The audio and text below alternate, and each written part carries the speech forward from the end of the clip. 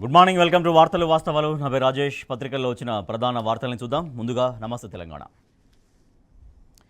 మా ఓటమికి అనేక కారణాలు. చేసిన అభివృద్ధిని చెప్పుకోలేకపోయాం. ప్రజలతో నేతలకు కొంత గ్యాప్ వచ్చింది. మాకు కాంగ్రెస్కు తేడా 4 లక్షల ఓట్లు. ఆత్మవిశ్వాసాన్ని అహంకారం అనుకుంటే ఎలా? సీఎం రేవంత్కు 2 ఏళ్ల సమయం ఇస్తాం.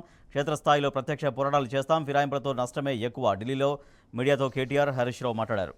చేతిలో రాజ్యాంగం, చేసేది కుతంత్రం. ఫిరాయింపులపై కాంగ్రెస్ 2 నాలుకల వైఖరి.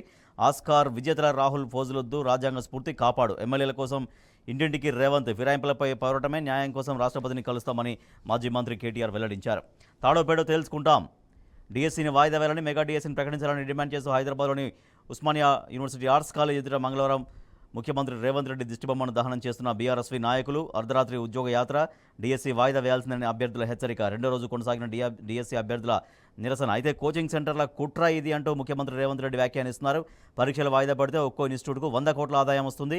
కిరాయి మనుషులతో ధర్నాలు చేయిస్తున్నారు. ప్రతి తలమాసినోడు డిఎస్సీ వాయిదా అంటున్నాడు అంటూ సీఎం రేవంత్ రెడ్డి మాట్లాడినటువంటి మాటలు చూడొచ్చు.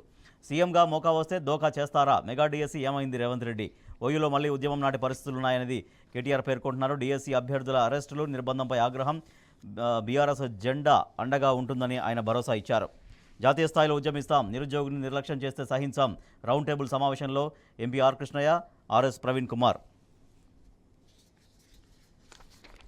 క్షీణించిన అశోక్ ఆరోగ్యం. అశోక్ దీక్ష కొనసాగిస్తున్నారు. దాంతోపాటుగా బక్క జడ్సన్ కూడా దీక్ష కొనసాగిస్తున్నారు. ఆయన ఆరోగ్యం క్షీణిస్తుంది. మరోపక్క దిల్సుఖ్ నగర్లో మరో విద్యార్థి ఆమరణ దీక్ష కొనసాగిస్తున్నారు. ఒక్క నోటిఫికేషన్, ఎన్నో అనుమానాలు. గ్రూప్ 1 కొత్త నోటిఫికేషన్ లోపాల పుట్ట. జీవో 55కు సవరణలు ఎందుకు? షార్ట్ ఫాల్ విధానం మర్మం ఏమిటి? అదనంగా పెరిగిన అభ్యర్థులు ఎవరు? న్యాయ పోరాటం తప్పదని హెచ్చరిస్తున్నారు. షెడ్యూల్ ప్రకారమే గ్రూప్ 2 నిరుద్యోగుల్ని గందరగోళంలో పడేస్తున్న సర్కార్. పోస్టుల పెంపు వాయిదా లేదని సంకేతాలు. ఏర్పాట్లు చేయాలని టీజీపీఎస్సీ అధికారులకు ఆదేశాలు. గురుకుల ఉపాధ్యాయుల మెరుపు ధర్నా. అర్ధరాత్రి అకస్మాత్తు బదిలీలు. అదనపు టీచర్ల పేరుతో హడావిడి. సేవలాల్ బంజారా భవన్ వద్ద ధర్నా. ఖమ్మం పోడు రైతు ఆత్మహత్యాయత్నం. పోలీసుల వేధింపులు భరించలేకే రైతు భూమికి అడ్డదారిలో కానిస్టేబుల్ పాస్బుక్. సిఐ వత్తాసు. 15 ఏళ్లుగా సాగు చేసుకుంటున్న భూమి దక్కదని మనస్తాపం. ప్రాణాపాయ స్థితిలో ప్రసాద్. ఖమ్మం జిల్లా అలీనగర్లో ఘటన.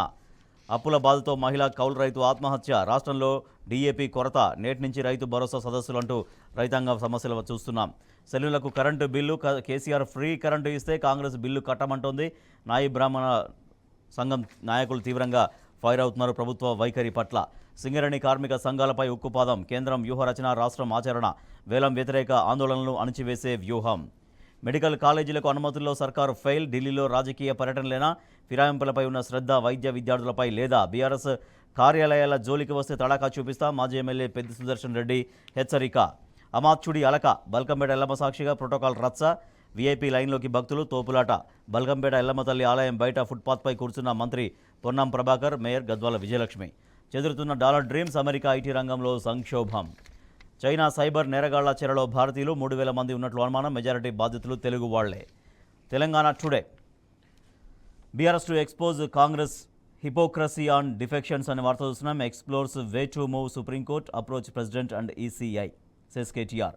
Job aspirants step up stage dharna on OU campus. Demand deferment of DSC by 2 months.